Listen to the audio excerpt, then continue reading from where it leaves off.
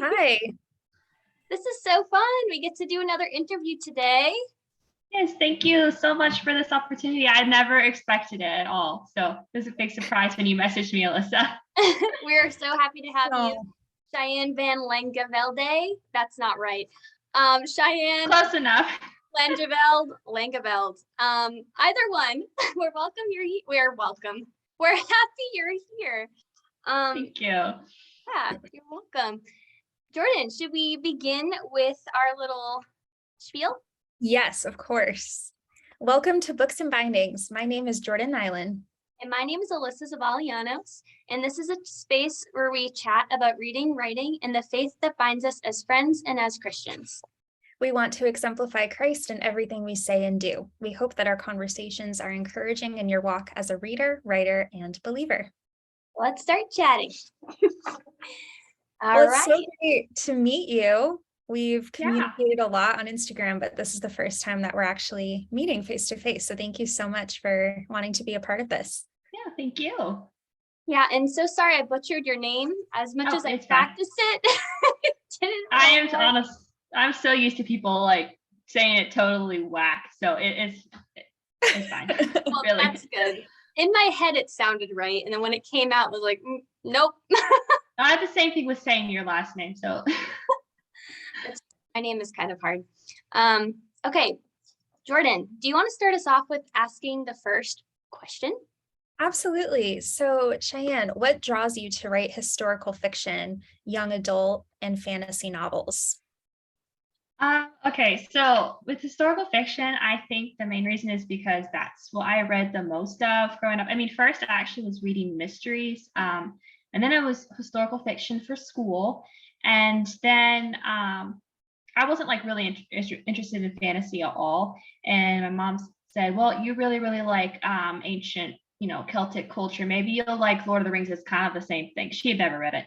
So anyway, I started reading that, and then I started reading fantasy ever since. And I started writing fantasy and historical fiction around the same time. Historical fiction is definitely my favorite, but I've done fantasy. I've done a bunch of different genres.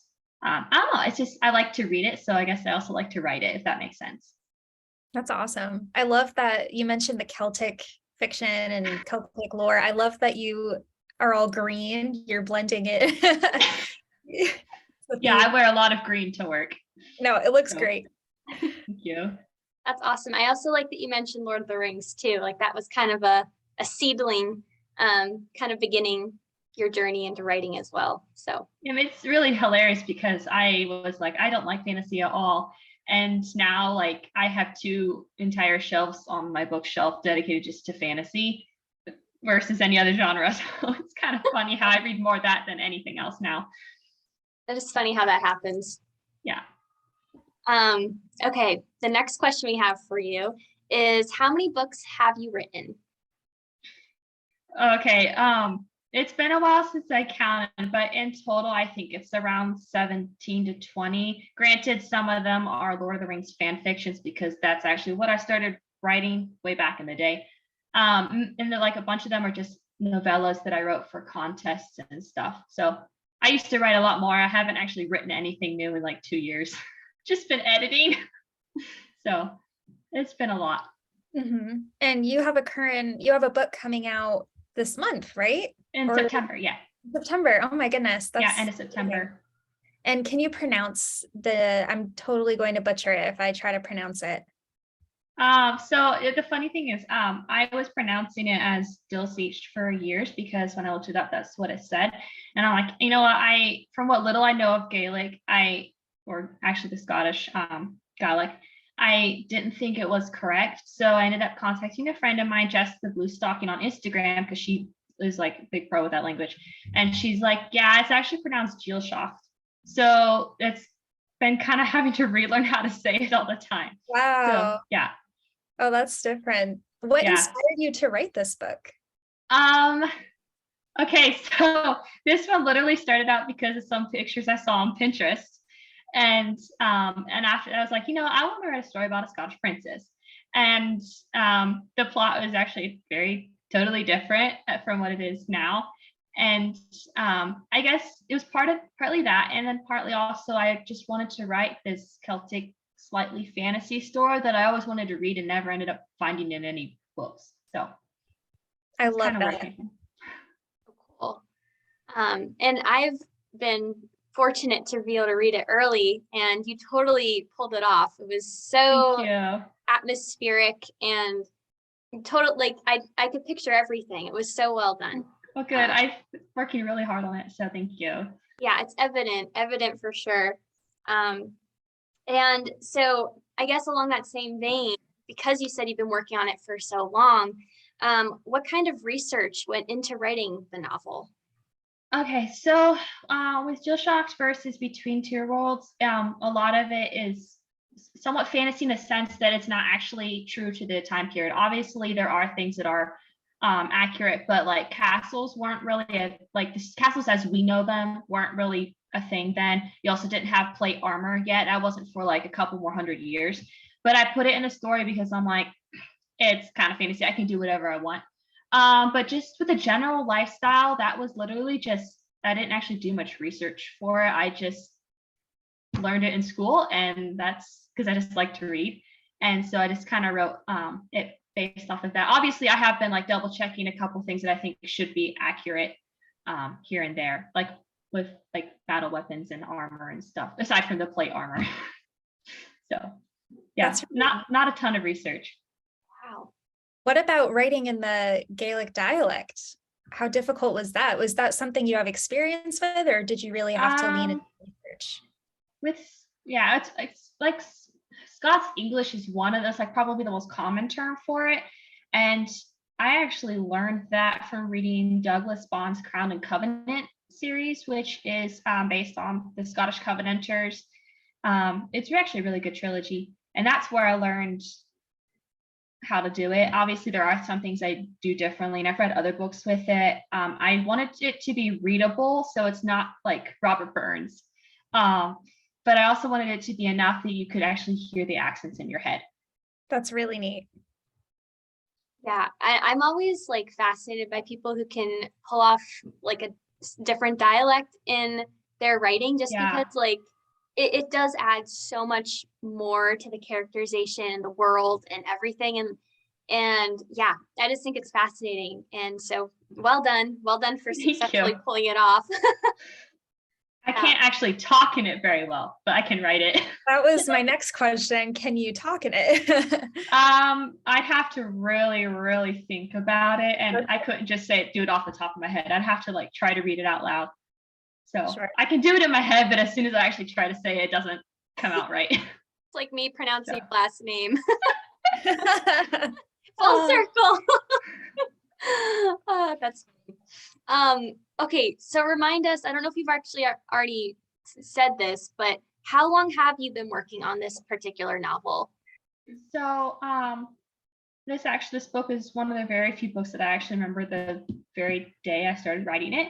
And this was back in 2016 in May. We were on vacation in Florida. I'd already had the story idea planned out, and I was going to write it on Wattpad, which I used a lot at the time. And so like I had like a few basic pre-chapter stuff up, and then they were all taking a nap because we had driven all 16 something hours down during the night. But I was too excited. I was just excited about going to the beach, so I couldn't sleep. So I just pulled out my dad's phone and just started typing away, and that's how the story began.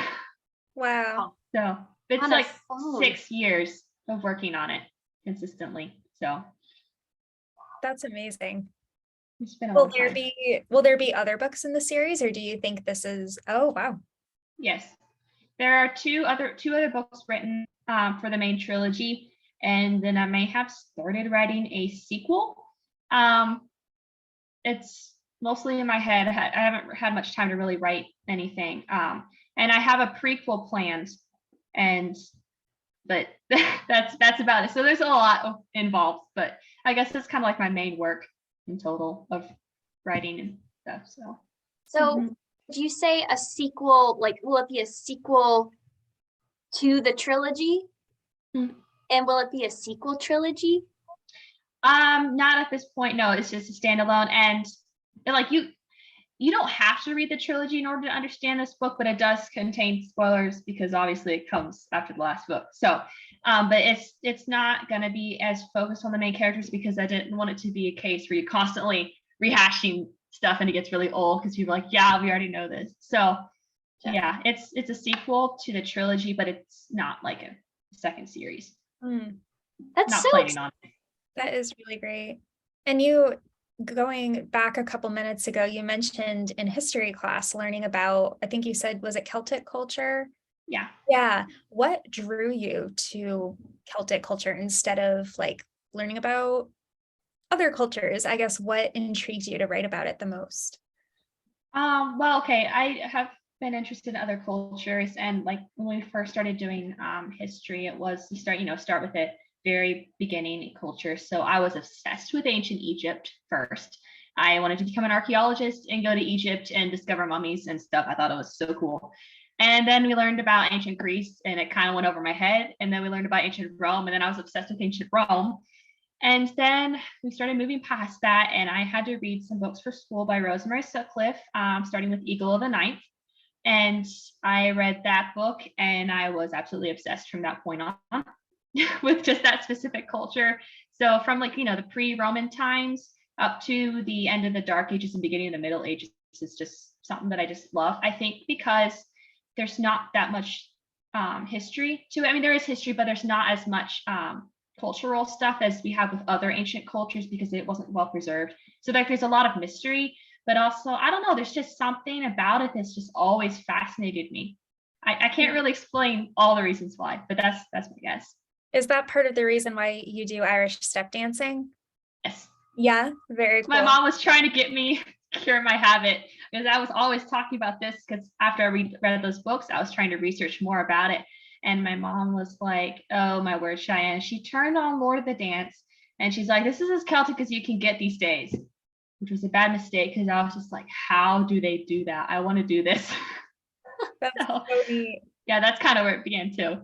Cool. How old were you when you first started? So this happened in 2014. And I sort of self-taught myself based off of a Irish dance master class until I begged my mom to see Riverdance for my birthday in 2018. And after she saw Riverdance with me, she's like, maybe we'll get you lessons. And so then I started doing lessons in 2018 and I still do them. I drive myself down to Columbus every week for class. So I really love it. That's so cool. I love that you've like totally embraced the culture just in every facet of your life. Like, I think that's really cool. Just like a lot of the arts and with your writing and dancing, like that's really neat. It helps that it's like historically was a very artistic culture as well, I think. Yeah, no, for sure. And I think like it's so evident also in your characters, like all of they're so well researched and so just well formed. And so I guess my question with that is, how do you or where do you derive your inspiration when it comes to creating your characters and building your characters?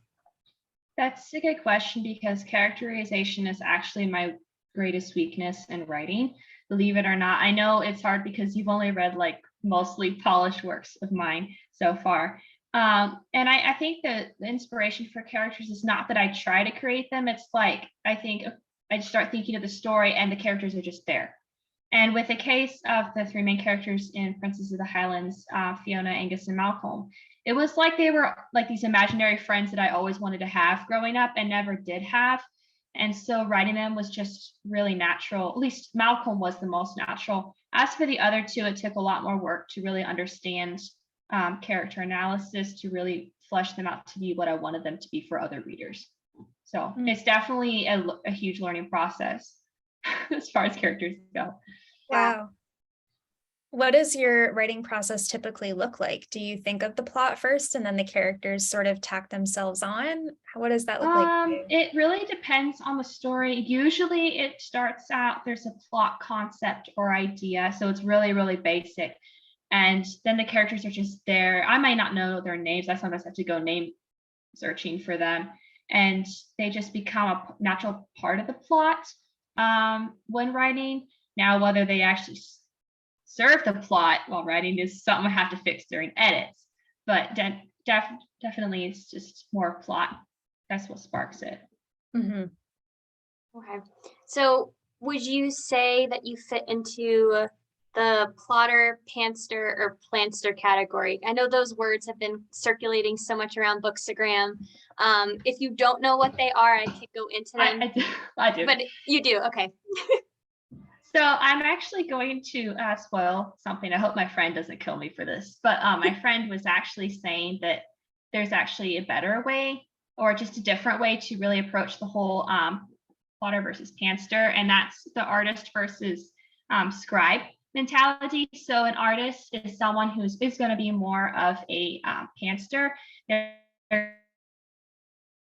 more focused on the beauty of the words, about making the words sound beautiful, whereas a scribe is focused, like it's the story feels alive to them. Like they're just writing down events that they see in their head. And so they tend to be more of the I hope I'm getting this right, the plotter type, I think. And so they tend, as a result, the scribe their work tends to be more accepted by readers because it feels alive.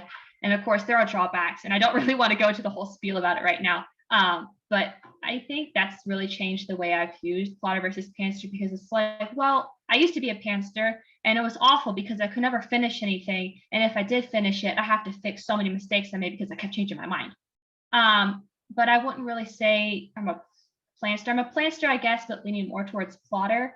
But the whole point with that my friend's trying to make with this theory is that it's not really important whether you're a plotter or a pantster. It's more important if you can balance the two, especially with the artist versus scribe. Like, yes, you need to have stories that feel alive, that feel real to the character, but the reader also has to be able to reach them. Like, you can have this great scheme, but if it doesn't translate to the reader, then it's not going to be worth it. So you have to bring a balance. So you need to have this real story, but you also need to have the beauty of the words that pulls it together. So I know that was like really long-winded, but that's just something that I've been thinking a lot about lately, because I know my writing process has totally changed. Like, I'm definitely more of a plotter now than I used to be. So that's inspiring because I struggle with plotting. So that's great. I like that mindset. Yeah, it's about having the balance between the two. So yeah, I think one of my favorite parts about doing books and bindings for interviewing authors is just hearing their writing process, and it's been so cool. Yeah, and just how everyone has a different method, but they all create these beautiful pieces of work. And yeah, so thank you for sharing. You're welcome. Behind the scenes of what you do. Yeah, it's eye-opening for sure. Mm-hmm. Thank you. Yeah, you've touched on this a little bit, but who are the writers or the books that you've read that have really helped shape yourself as a writer? Okay, so I was actually thinking about this question a lot beforehand. And so I guess I'm going to split it into two parts, like books that have influenced me in terms of like characterization and plot and prose, and versus themes. And so in terms of like what really makes a story is like the prose and the characters and stuff. I think my greatest influence is obviously Rosemary Sutcliffe. Is my favorite author ever. And I think the second one would actually be the friend I was just mentioning, my friend Bree, who is now my editor. And her stories were just, her prose just sang right off the page. And she has helped me so much with understanding characters, how to understand characters, how to understand a plot, how everything connects together. My favorite technique that she's introduced to me is called story conceit, which is where all the elements of the story all serve a purpose. This is heavily influenced like in Dickens' works. Like everything has a purpose. And it's like, that's what I want to be. As a writer, I want to have works where everything is important. And in terms of themes, J.R.R. Tolkien and my friend Verity Buchanan, and also Emily Hayes, who wrote the Knights of Tin and Blood trilogy, among other books, like their themes of courage and light and hope is just something that I really want to emulate in my own writing. That's awesome. No, Rosemary Sutcliffe, this is so bad. I don't know who that is. What does she write? So she was a British novelist. She wrote mostly about ancient Celtic culture. So her most famous book is The Eagle of the Night, And so it's really good. It's really character centric, and some of her books are slow. And even though she was an atheist, she wasn't a Christian. Some of her works they're always focused on hope, and which is just kind of funny. And can't talk. The latest book I read from her, Dawnwind, takes place after the Saxons have overrun England. It's when Augustine of Kent arrives from Rome. And the whole point of the book with the character was that he's a Briton, and the Britons have lost, and it feels like the light was snuffed out forever because all their hope of trying to reclaim their country is gone. And he lives as a thrall. I'm not going to spoil why. And he is just despairing of life because every time it seems he can become free, something happens, and he's forced to keep going on and keep bearing this burden. And then when Augustine of Kent comes, and it begins to think, maybe this is the freedom that we really want. And this character speaks to him, and he says that, yes, Britain has lain under this great darkness, but it's the light. The dawn hasn't come, but the dawn wind is blowing. And so that part I just started crying because it's like, I know she's an atheist. The author was an atheist, but this message of hope and that, the sun's going to come again was just something that really struck out to me. And it's in all of her books, but especially that one. So she writes characters based off of history. They're very historical, but they're also so much more than just a historical fiction novel to me. I'll have to check her out. That sounds really beautiful. That's great. I think I have a few of her books on my wish list on Amazon per your recommendation. So I'm excited to read. It makes me wonder, like, how can you talk about those wonderful deep themes and elements in such a hope-filled way without knowing Christ, like I know. I'm very curious about that because I feel like the two are so often intertwined. Yes, absolutely. So yeah, I'm just curious about that, but I am too. Yeah. Oh. Okay, we actually have one last question in regards to your book. Okay. That we really want to make sure we get to ask because we asked a lot of questions, but is there anything else about your upcoming release that you'd like readers to know that we didn't get to touch upon? This is hard to answer because I've pretty much been saying all this on social media already. So I think, I guess to accept that this book isn't going to be for everyone. Obviously, everyone has different tastes. They prefer some type of story. Some other people prefer a totally different type. And if you don't like it, I guess that's okay. Everybody likes their own thing. And my goal with the story wasn't to please every crowd because I know there are some things in the story that people aren't going to like.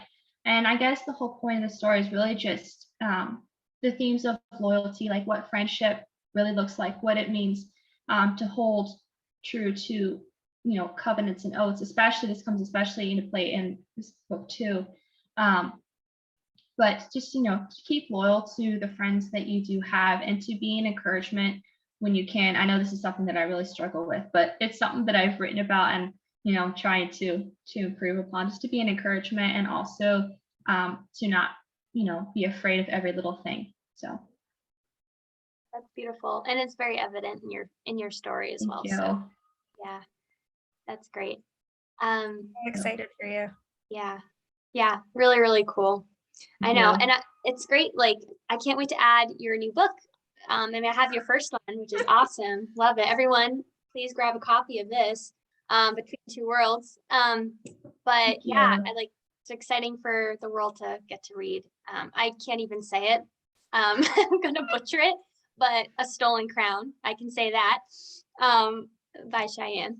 So yeah, that's so exciting. Thank you for letting us interview you. Awesome writing questions. We do have a few life questions to ask you. Okay. For some of those. Sure. Jordan, why don't you ask this one? Yeah, can I ask the first one? Yes, it fits you perfectly. Well, one of the reasons why I first started following you, besides the fact that you're a beautiful writer from what I've seen on Instagram, you have a bunny. So we both have bunnies. Tell us about sweet little Evan. Okay, so we adopted him almost a year ago from a rabbit rescue in Columbus. And he's been an absolute blessing. He is a mood bun. And he has a gazillion nicknames, and he tends to be very, very moody. But he absolutely adores attention. He will do anything for attention. And it's funny because this day you guys chose to call. My mom's actually, I think, on her way back from Columbus trying to get him bonded to another bunny. So I don't know if they'll be bringing 2 bunnies home or not, but I'm hoping. So Wow. trying to get him a girlfriend. Obviously, they're both fixed, so no baby bunnies, but Man. at least there'll be 2, maybe, hopefully. That's so fun. Wow. That's amazing. Bunnies just make your life better. They're so Yes. sweet. Yes. I wish I had a bunny to join the cool bunny club. I have a cat. It's great. Love him. But Hello. It's very cute too. yes, he is cute and he's very fluffy. But that's sweet. Bunnies, I honestly I don't think I've known many people who've had bunnies. So now I know 2 people. So Oh, yeah. okay. Do you have a favorite place that you've traveled to? Because I know you've talked about like your writing and where you get your inspiration from. Have you traveled to those places, or are there any places that you want to travel? Yeah. Travel. Yeah, unfortunately, I've never been to the UK aside from a airport stop when I was really little. So that's all I can say about being in England or Scotland or anything. I was born in the Netherlands, and I spent the first 2 months of my life there. My dad has family, so we used to travel back and forth. The last trip was in 2011, and actually, the Castle of Kerloch in Dìlseachd is actually based off of de Castle in the Netherlands, which is a beautiful castle. You can find it online. And we got to go to visit that and another castle. But this one was actually a lot of it still original from the medieval ages. And even though I was only like 8 or 9 at the time, so I couldn't really appreciate it, but I did think it was absolutely so cool because I already liked the medieval ages because of the dresses and the knights and stuff. So that's the one place I've been that I think was really cool. And I'm not like a huge travel person. I prefer to stay at home. But I would definitely like to visit Scotland and Wales someday, maybe. Also, maybe Rome, Colosseum, just because of Between Two Worlds. That would be so fun. That's so cool. And like also the fact that you weren't born in the United States is also fascinating too. Which is just a cool little nugget of just knowing more about you. And also I can echo those thoughts. Like I'm not a huge traveler. I would love to travel, but I prefer staying home. Like I like the concept of travel, but I don't like actually traveling. Mm-hmm. That's funny. Well, we have one more question for you. Okay. What is your favorite? Well, okay, I'll tack on a question. What is your favorite genre to read, and what are you reading right now? Favorite genre. Okay, this obviously historical fiction, but lately, like I said, I've not been reading. I read mostly fantasy. Like I've made it my goal this year to read a lot of traditionally published fantasy books that I haven't had a chance to read before. So I love historical fiction, especially if it's by Rosemary Sutcliffe, but I think right now my main focus is fantasy. But my current read, and to be read shelf is like right above me. My current read is Bleak House. So it's by Charles Dickens. It's 1,000 pages. It's very thick. So I'm only like 1/10 through, but I'm really enjoying it. And I've always wanted to read more Dickens, but then we watched a period drama adaptation and I really, really liked it. So I was like, okay, I'm just gonna buy the book and read it now. So that's what I'm currently reading. That's great. Actually, so I love Dickens. You said Dickens wrote it, right? Yes, Charles Dickens. Yeah. Okay. I'm an avid Dickens fan. Haven't read all of his works yet. But I've seen bits and pieces of the period drama. At least I think I have. It's been so long. But it's always fascinated me. And I don't know, I feel like I just want to read all of his stories just to say, like, oh, I've read all of Dickens' novels. He's a great writer.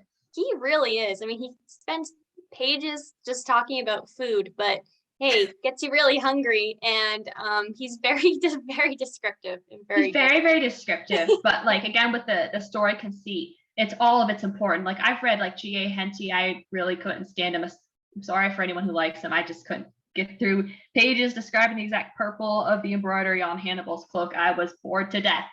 But with Dickens, it actually moves and it feels important to the story. So you're like, whoa, at the end of it, even though it's like a whole page long. Yeah, So. no, for sure. You definitely see meaning in it all. So Yes. yeah.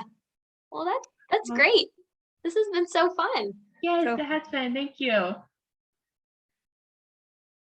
Sorry, I didn't know if you wanted to say anything, Jordan. And drop. I was waiting. I zoned out for like 10 seconds. It was so great talking to you. Yeah, it's so great talking to you too. I know this is like the first time I think we've actually talked, which feels weird because I feel like Alyssa and I have talked before, but I think it was just Katie and I once. And we were talking about Alyssa, but I think that was the only time. That's funny. Oh yeah, I know. Honestly, it's funny. Like this Bookstagram community, it almost feel like we've all known each other. I mean, I've known Jordan, and I've actually known you, Jordan, for like years, but like we've all like known each other for a long time, just because we talk and interact often, you know. Yeah. So, but it's been so nice to actually talk to you like face to face. Well, face to screen. Screen to screen. Screen to screen. Yeah.